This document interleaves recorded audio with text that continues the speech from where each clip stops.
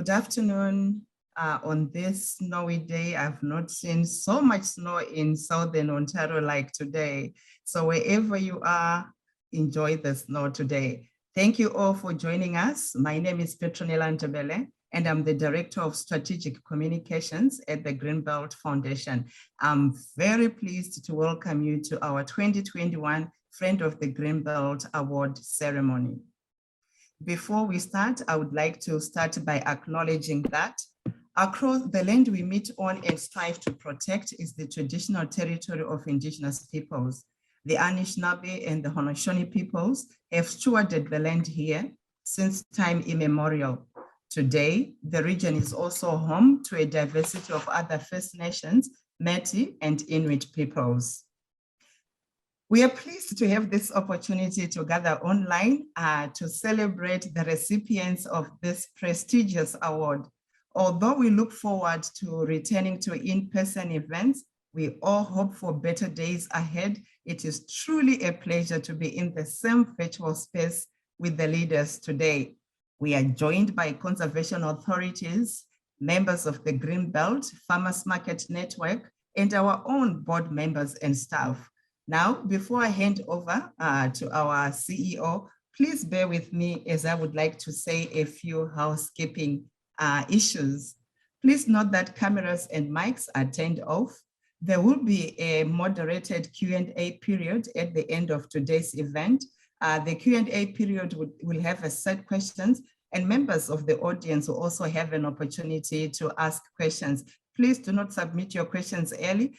There's a chat box on the bottom of the screen where you can submit your questions.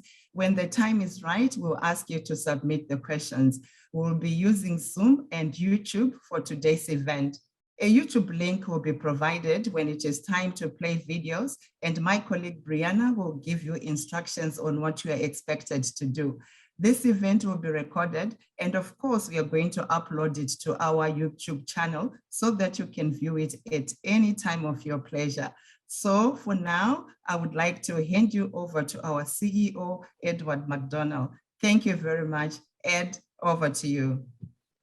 Thank you very much, Petronella.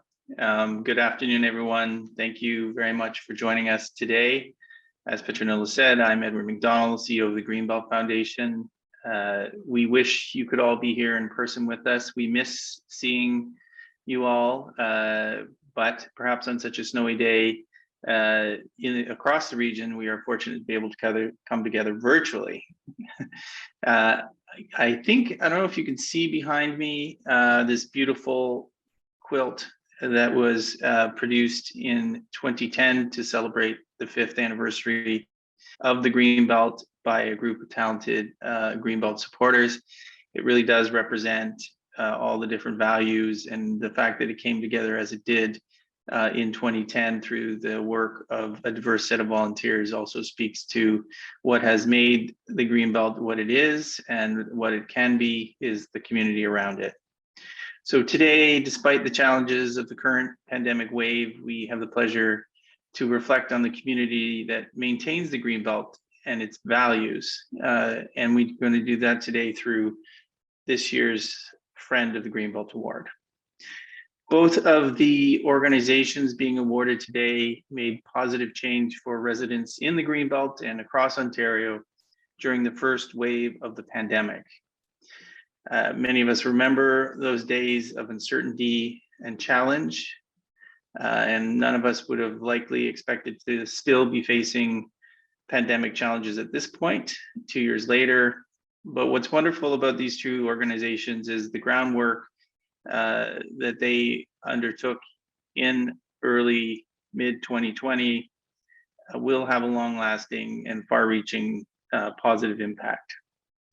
Before I announce the recipients for 2021, I'd like to tell you a little bit about the history of the award and some of the esteemed company that these two organizations will be joining. Inaugurated in 2006, the Friend of the Greenbelt Award recognizes leaders who champion, innovate, and ensure the ongoing success of Ontario's Greenbelt and help advance the values it represents. Some of the folks you see in front of you include Canadian singer-songwriter Sarah Harmer, who received the award in 2006. Ontario Premiers Bill Davis, who received the award in 2007, and Dalton McGinty in 2015. Last year, we did something a little bit different to celebrate the 15th anniversary, and we awarded 5 awards across a set of categories. The first for community engagement went to the really remarkable Carolyn King, former chief of the Mississaugas of the Credit First Nation, and somebody who's been active in a whole variety of things that have contributed to the Greenbelt. Oak Ridges Moraine conservationist John Russell Powell was awarded the Friends of the Greenbelt Award posthumously. Philip Gosling, who is the co-founder of the Bruce Trail and the founder of the Gosling Foundation, which has done tremendous things with the Bruce Trail, which is in the Greenbelt, received the award. And a number of municipal leaders who have been really central to engagement and leadership around Greenbelt issues over a long period of time. Alan Elgar from Oakville Halton, Glenn DeBaremaker, a former city councillor in Scarborough, Steve Parrish, who was the former mayor of the town of Ajax, and Aaron Shapiro, who is a former Thornhill Markham municipal councillor. And finally, and certainly last but not least, the Ontario Federation of Agriculture, both for everything they do in Ontario for agriculture more generally, but they made some significant contributions to the understanding of the value of the Greenbelt itself to agriculture in Ontario. So those are some of the folks that have previously received the award.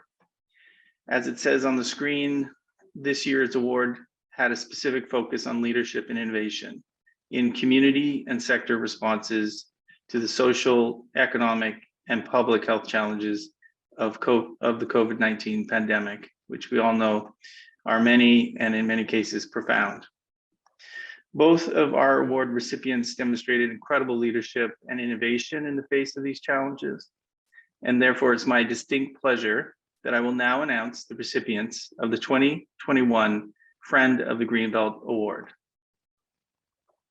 Our first recipient is the Greenbelt Farmers Market Network. And with this award, the foundation recognizes the rapid response undertaken by the Greenbelt Farmers Market Network in the early days of the pandemic to create the Emergency Digital Markets Program.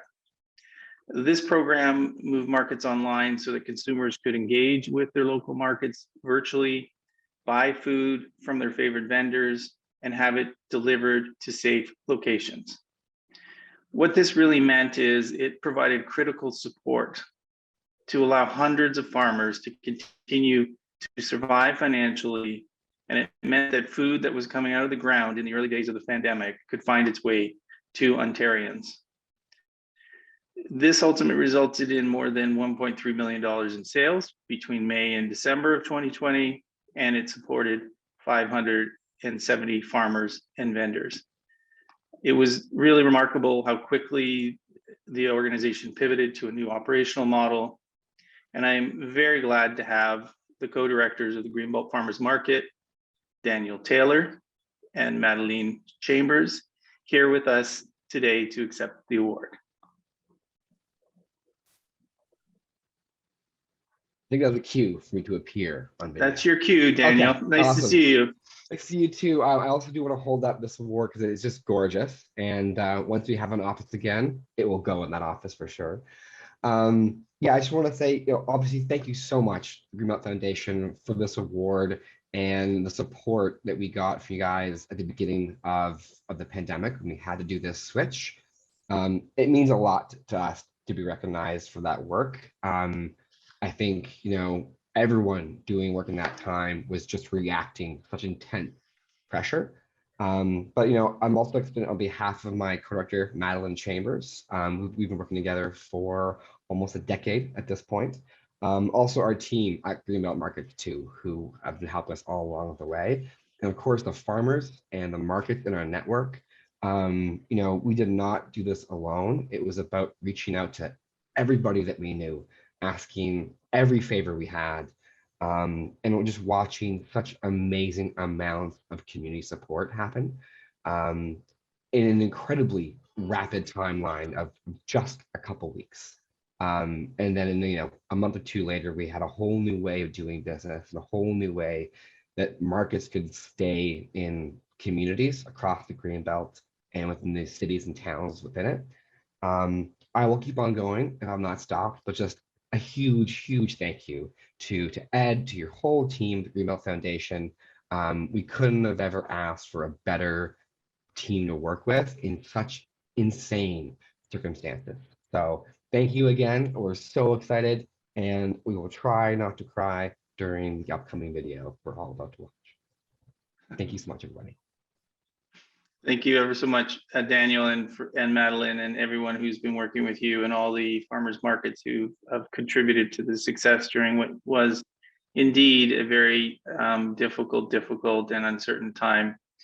We will get a chance to learn a little bit more about that in a couple of videos. One of the two videos we're going to show shortly. But I think at this point, it is now my pleasure to introduce our second friend of the Greenbelt Award recipient. And that recipient is Conservation Ontario. Conservation Ontario is accepting the award on behalf of its 36 Conservation Authority members. The work undertaken by conservation authorities in Ontario during the early days of the pandemic was truly extraordinary, from overcoming a surge in visitor traffic to developing new protocols, tools, and programs. Conservation authorities showed impressive leadership and resilience to ensure what was absolutely critical at the time, access to outdoor recreation and nature, and making sure it was still possible for residents, despite all the other restrictions, to have access to something so important to personal health and certainly important to our community health. If you consider that on an annual basis, in normal years, Ontario Conservation Authorities see about 8 million visitors a year, but during those challenging days of 2020, that number rose to 10 million. And this sort of surge in traffic has never been seen before. So in the midst of some of the most challenging days of the early pandemic, conservation authorities worked very quickly to do a number of things to address increased demand. And simultaneously, many of them developed new innovative programming, such as online reservation systems, new ways to experience conservation authority lands, including forest therapy programs, storybook walks, a talking forest app, and many other things to really meet the needs of all of those folks who were seeking to enjoy green spaces and outdoor recreation. So we at the Greenbelt Foundation are very pleased to be joined by our friend Kim Gavin, General Manager of Conservation Ontario, and I would like to invite her to say a few words on behalf of the conservation authorities. Thank you very Kim. much, Ed. Thanks very much. Very, very pleased to be here today to be receiving this award on behalf of Ontario's conservation authorities. We've definitely learned over the years that there are significant mental and physical health benefits that we get from traipsing around in green space and exploring nature. Research has shown us that green space helps to reduce obesity and type 2 diabetes and contributes to better birth and development outcomes. Being in nature can also significantly reduce depression and anxiety. The challenge today and moving into the future is trying to figure out how to make conservation areas safely available to the community, while with the continuing increased number of visitors, as you indicated.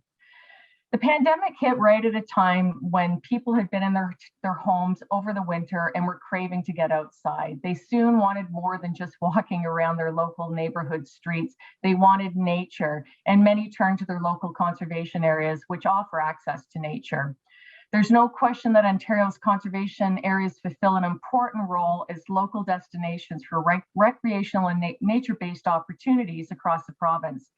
During the pandemic, however, the challenge for the conservation authorities was ensuring that they could continue to provide the same level of pre-pandemic service while keeping their visitors and their employees safe.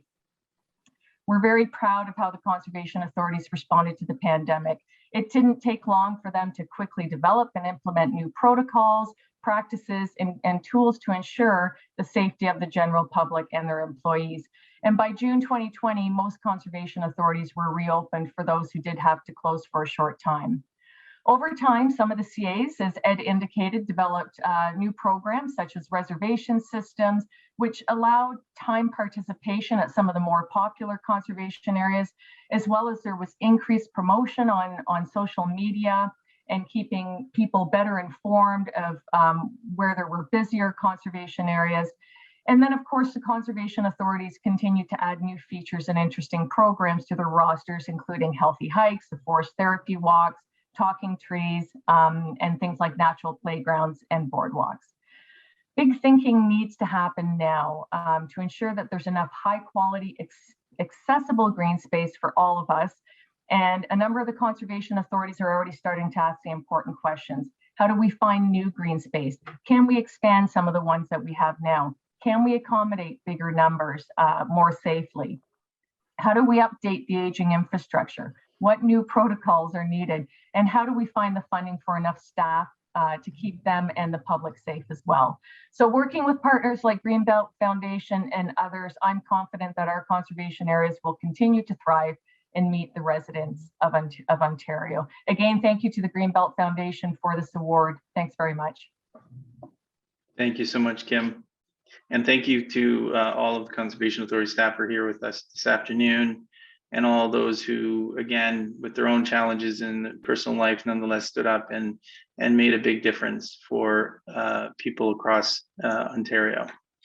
So at this point, I would like to invite Brianna McClellan, our Manager of Communications and Engagement, to walk us through the next part of the program. And what we're going to see here is a little more on just how fabulous the work was and some of the context for it. So over to you, Brianna.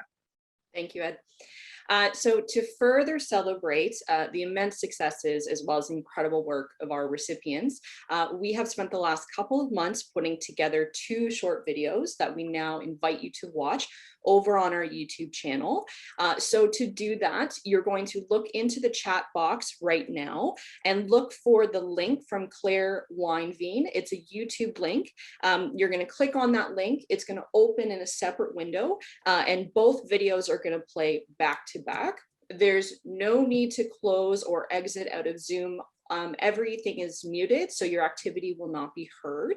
And once you've finished watching the video, we welcome you to come back and join us on Zoom for the Q&A session, as well as a closing discussion with recipients. So once again, you're going to look for a link from Claire Weinveen in the chat box. You're going to head on over to YouTube to watch independently. And then afterwards, we hope that you'll join us back for a closing discussion and Q&A. So we hope you enjoy the videos, and we'll see you in roughly 10 minutes. So I'll just say, as people are returning, Brianna, one of the things that was really lovely about that was just it became so evident, in addition to the challenges, just all the number of different people who contributed to the success. And I'm trying to cast my mind back to those days when people were, in their homes wondering what was going to happen, and many folks, like in the Conservation Authority movement and with the farmers market, were out there working very hard. So it really does, it warms the heart, and it really reminds us just, the team and teams that went into making such a success. Absolutely. I think also take the opportunity here while people start trickling in, just to obviously extend a very, very warm thank you to Greenbelt Farmers Market Network, some of the market managers, as well as conservation authorities, all of which who were instrumental to the production of those videos as well. And, joining us and sharing their stories and, sharing the, background information on the work. It was incredibly inspirational for us to be a part of and to get to hear from them as well. So that was really fantastic. I also want to just do a little bit of a congratulations and shout out to Claire Foran, our digital media coordinator, who led that development process and worked with all of the interviewees. So a big congratulations on the development of those videos. And again, we really did love hearing and getting to dive deeper into the stories. So on that note, I'm going to welcome everyone back. I think we're just about the 10-minute mark here. So I'm going to start welcoming everyone back over to Zoom. And we do certainly hope that you all enjoy the videos as much as we have. And I would now like to introduce and welcome Shelley Petrie, our Director of Programs at the Foundation. Shelley will be leading our next session, which is our Q&A with recipients. And you also have an opportunity to now submit your questions, should you have any, for our recipients, but we will be beginning with a set of questions. So on that note, over to you, Shelley. Thanks, Brianna. And hello, everyone. Thank you for rejoining us back in the main part of the agenda. As Brianna said, my name is Shelley Petrie. I'm the Program Director at the Greenbelt Foundation. And at the moment, I would like to invite Kim Gavin from Conservation Ontario, Daniel Taylor from Greenbelt Farmers Market Networks, and perhaps Madeline Chambers also from the Greenbelt Farmers Market Network to put your videos back on, unmute yourselves, and join us for this short conversation. Great. So I've got a couple of questions. I'm going to ask each of you to answer those questions. Maybe we'll start with the big one, which is you both indicated in your comments that the work undertaken to shift gears to respond during the early days of this pandemic was pretty intense. Wondering if you can tell us a bit more about that experience and that work. Maybe something that happened that was unexpected or uplifting. And Kim, perhaps we can start with you. Sure, absolutely. So conservation areas, we're the second largest landowner next to the province. We have over 500 conservation areas and 300 of them are publicly accessible, and publicly accessible either by car, by transit, or by walking and biking trails. And as I indicated in my opening remarks, at the onset of the pandemic, we saw huge numbers flocking to the conservation authorities. And in some cases, the numbers were so high that conservation areas had to close because of the numbers were so high. They couldn't ensure the social distancing. They couldn't ensure that the public was kept safe and meeting protocols. Parking lots were overflowing, et cetera, et cetera. And so the conservation authorities had to come together and work pretty quickly to determine what protocols can we put in place to ensure that the conservation areas are kept open. You know, as we've learned, we know how important these natural areas are to not only our physical well-being, but our mental well-being, and especially with the pandemic conditions, this was really important. One of the things I will say that impacted the conservation authorities initially is it not only in terms of managing, but also financially, there was impact to the conservation authorities. In some cases, 30 to 100% of their revenue, either through gate fees or activities that they'd be having in those conservation areas. So there was also the double challenge of trying to be able to maintain pre-pandemic conditions with a hit to the revenue as well. So they worked together. They put the protocols in place. They put items together, such as the reservation system that you saw in the video. And I think that they demonstrated that they were able to move very quickly, and most of the conservation areas were open again by May or June of that same year, and back up to normal operating numbers. So, you know, I think that there's still more that can be learned. There's still some things that we need to do with respect to infrastructure, more finances for infrastructure and changes that we can be putting in them. Parking lots were overflowing, so does there need to be upgrades to parking areas, et cetera, et cetera. So again, I want to hats off to all the conservation authorities who worked so quickly together to ensure that conservation areas stayed open. Thanks, Kim. And Daniel and Madeline, what was your experience like? Oh, it's just terrifying the whole time. I think, you know, the first thing that happened was just, you know, every season for us is just a clock starts in January, right? Things go in, the seed gets bought, things go in the ground. When the pandemic hit, all of a sudden, you know, May, which was still a few months away, just seemed like tomorrow. So we just had no time to think. And I think, you know, as planners, especially when we develop these long, year-long projects, To redevelop that without the time to do research, without the time to really do outreach or engage your stakeholders, it felt so backwards and so wrong. But it's what we had to do. And I think the most uplifting thing, there was a lot of, it was definitely the amount of help that was out there, even just folks willing to workshop a problem with us, regardless of at what scale. But more personally, it brought us closer to all of you. In a way that we always want to have a great formal relationship with funders, partners. But when the pandemic hit, all of a sudden we had to have this kind of a radical honesty of where we were at, what we could do, what was needed, and I thought this great back and forth with all of our partners where a lot of those kind of barriers got broken down, and it's all of a sudden you're at one round table where how can we all as a group fix this problem, because so many people are hurting right now, and we need farmers to be able to get food out of the ground and get it to communities, and we can't. And if we didn't operate for a year, if markets just didn't come back, they wouldn't come back the next year. They'd be gone for good. So that level of impact was scary.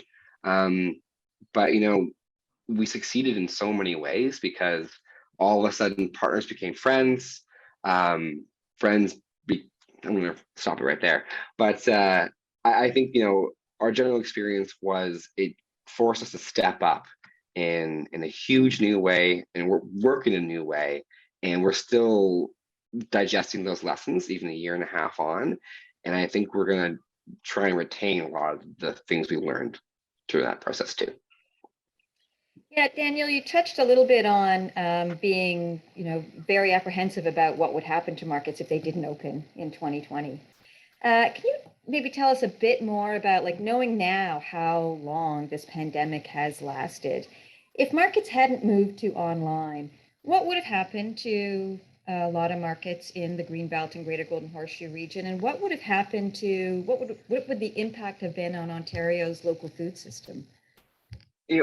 I think that the big players out there, municipal markets, ones that have major corporations or partners supporting them, they would have survived. But the bread and butter of farmers of that local food system, it's the parking lot markets, the small parks and parkettes, the churches and community centers. There's so many of them, right? You can count on two hands the big markets that have buildings. But there are hundreds, a lot that we don't even know about because they're so small, that make up that vibrancy of both Ontario communities around the Greenbelt and just a huge income source for farmers. But they're run by volunteers. They're run by volunteer boards. And if you have a year off, and if knowing now that this would continue for another year after, I don't think they come back to put in the legwork. It's so much. I can't imagine coming to that transition now when we're so deep into it and not the beginning. So I think we would have seen a third, half of the community farmers markets that are so important to our neighborhoods just vanish and not come back. And knowing that some of the farm vendors at those markets, or many of the farm vendors at those markets, rely on the sales at markets for a significant portion of their revenue, from 20 to 40%, and other percentages, but they've been quite significant to a lot of farm vendors. Do you know what would have happened to those farmers without markets being able to open? I mean, that's harder to say. You hope they would find other avenues for some of that food to go. But honestly, with restaurants going under, with takeout food being the predominant growth area, I just don't see many alternatives, and that's one of the reasons we didn't sleep for about a year. And losing a third of your revenue, I think at the very least you won't see that increase in land purchasing and leasing. Whenever a farmer buys a new plot, that means they are using sustainable practices. They're regenerating that soil. They're bringing in wildlife and an ecosystem. So you stop that. whole upward motion. And then, I mean, I feel like I can't say it because it's just very bad luck, but you see small farms close down, especially the first, second, third year farmers we see that are coming in their 20s and 30s. You can't weather 2-3 years of this with savings. And those are the folks we spend the most of our time on. So helping support is those folks that want to see farming in the Greenbelt as like an exciting, nurturing, family-oriented career. I should be a postcard for you guys. I mean, Thank you, Daniel. Kim, similar question to you.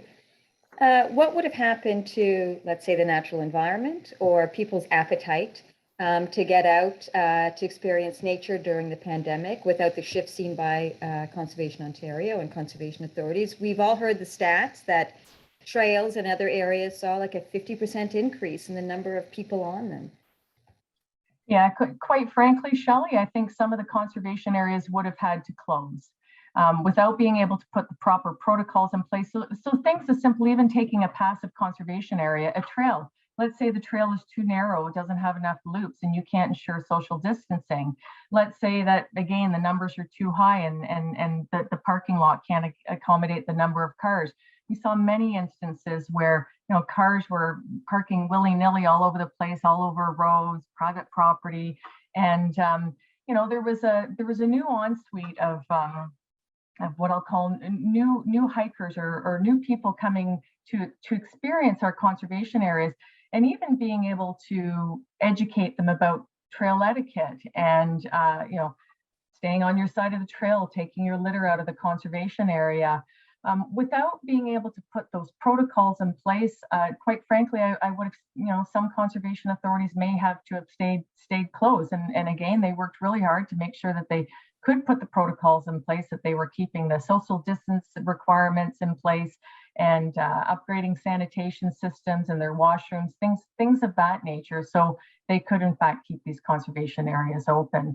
Again, in my opening remarks, I talked about, you know, many of us on this call, I'm sure, have walked our neighborhood block many times over and over and over again. And I think just being able to go out and experience one of our beautiful conservation areas, and again, both the physical and mental benefits that it brings to Ontarians, I think is absolutely critical. And Shelley, the other thing I'll add is, I neglected to talk about some of our education programs. Well, obviously, a number of our education programs couldn't continue to deliver anymore, and they too decided to go online and offer these programs online for the public, for teachers, for students. And slowly but surely, they started to bring, when it was allowable and with local public health units, to bring these systems back into the outdoor education centers, perhaps with limited capacity. But they improvised and they were able to continue to deliver the important education programs.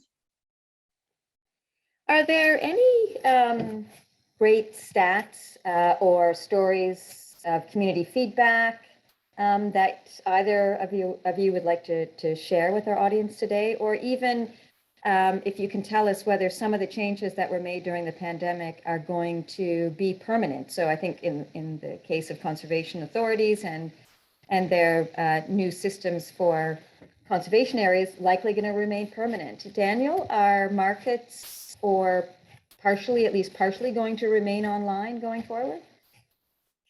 Yeah, I think absolutely. It became a really valuable tool. A lot of farmers discovered what debit and Square was, and this is amazing. You just tap it and there's the money. And you know, I think it splits two ways, because it gives us some valuable modernization that a crisis kind of needed to happen to jolt us into that into 2021. But on the flip side, it really reiterated too what's important about farmers in the Greenbelt is they are just these catalysts for community, because customers would say, you know, I love ordering online, it's convenient, it's great, but I still love talking to them. I still love being there. And farmers were still like, you know, I make more money, it's awesome, my books look great, but I kind of hate it. I love going to the market. I love seeing my community and my other farmers. So it became a very valuable tool, but it also doubled down on what's special of why, you know, local food and conservation and just, appreciating our natural assets and environment around us. It just brings us together as a community in a way a Loblaws just doesn't. So I think, we're keeping it, but it really honed the things we enjoy the most about each other and the most about food in our environment, which is getting to share it with each other. And Shelley, from the conservation authorities, I would suggest, yes, many of the programs that were developed will be here to stay. Even the reservation system, the CA's talking amongst themselves saying, is this something that we should be implementing in our conservation areas for those busier areas as well? I think, again, with the conservation authority being as adaptable as they were, they also saw that there were some programs that were really well received, and why wouldn't they continue them in addition to the in-person opportunities as well? So absolutely. Kim, do you expect the bump in visitors and visitor numbers to remain going forward? I hope so. I mean, this is a personal opinion, but I'm very, very hopeful that the numbers of people who came out to our conservation areas and got to see just how beautiful they are will continue to do so, even when other things start to open up and they can start to do some of the other activities that they normally would. I would think that after seeing some of these beautiful areas, that absolutely they'll continue to come and visit them. I think that there's a newfound interest in hiking. And again, I have to keep emphasizing not only for the physical well-being, but the mental well-being of this activity, and just being able to be out in nature. And I'm hopeful that this will continue. Well, both of your organizations have been really critical to the success of the Greenbelt over the last 17 years, both in helping residents in this region get greater access to local food, which can sometimes be quite difficult, even though it's grown right in our backyards, to really offering not just beautiful places to enjoy nature, Kim, but also, yes, to get educated on the nature that they're walking through.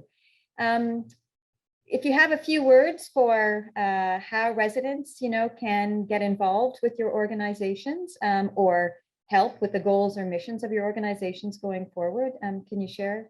Would you like to share? Sure. Can I just jump in first? Go ahead, Daniel.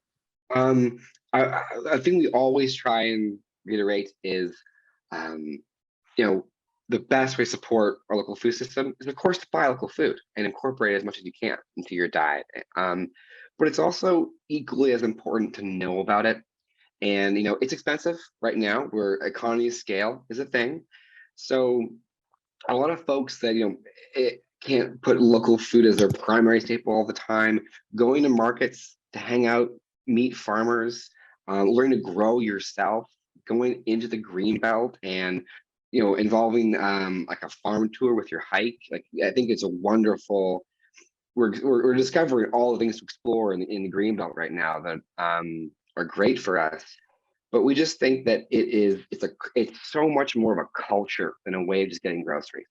And, that leads to so many other avenues of exploration, from, our natural environment around us to culinary skills, preserving stuff. We want to live in Ontario, but we also want to eat in Ontario too. So I think the best way to do that is get a cookbook, cook from home, explore new vegetables and stuff, meet a farmer, make them your friend. And I think, if we all kind of do a little bit, then we have so much to grow. And we have room for so many more markets.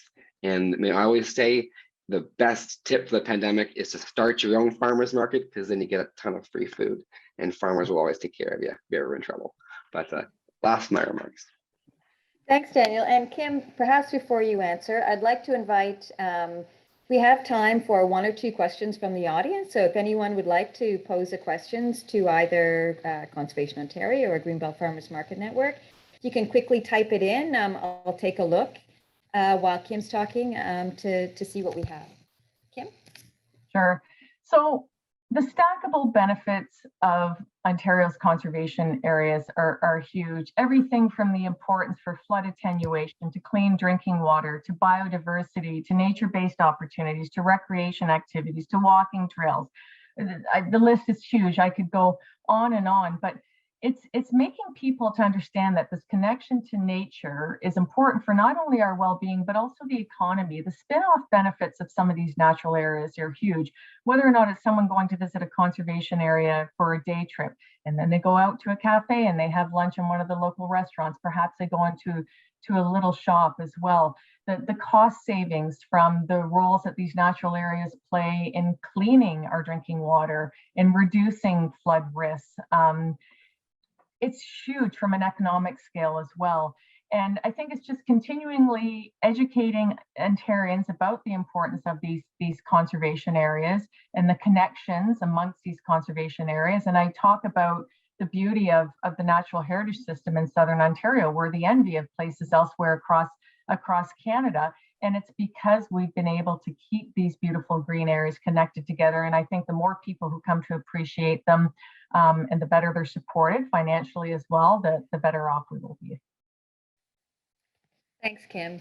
And I think you both must have done a great job telling your stories. We don't have any extra questions. So thank you both. And Ed, I'm going to give this back to you. Thanks, Shelley. Thanks, Kim and Daniel and Madeline, who's in the background, I know. You know, it really was so great to hear those personal reflections and get a few more insights into what those sort of challenges were, but what were the ways you overcame them, and also what they mean and how we can continue to support two critically important aspects of Ontario, our conservation and natural spaces, and the local food system, which is only more important as we grow in Ontario. More people, more interest, diverse populations interested in new kinds of products, all of which, or many of which, we can grow here in Ontario and really serve just a multiple set of benefits. So thank you both ever so much. You really do represent the best values of the Greenbelt, both in terms of the work you do, but also the ways in which you come together as a community and continue to support the Greenbelt and all the systems around the Greenbelt. So a real pleasure, much deserved awards this year. Very much on point, I think, for a lot of us who are continuing to face, you know, what will hopefully be the final days of this pandemic in the coming weeks, or at least a you know, much more rapid movement to a new normal. It is just great to see these kinds of solutions, because I think we hear a lot about the doom and gloom, but we also know just that there are people doing incredible work to help us get through this. So thank you both, and thank you to all your members for that. So I think at this point, just remind everyone that those really lovely videos that you saw are available on YouTube. We'd welcome you to share them across your own social channels. We'll make sure you all get links and other sort of shareable content in an email after this event. And if there's anyone we may not know about, please help us find them so that they can also help spread the message of all the good work and the well-deserved awards that were presented here this afternoon. So I think that's it for us. And we'll look forward to seeing you all again, hopefully not in the too distant future. And in the meanwhile, take good care and be well.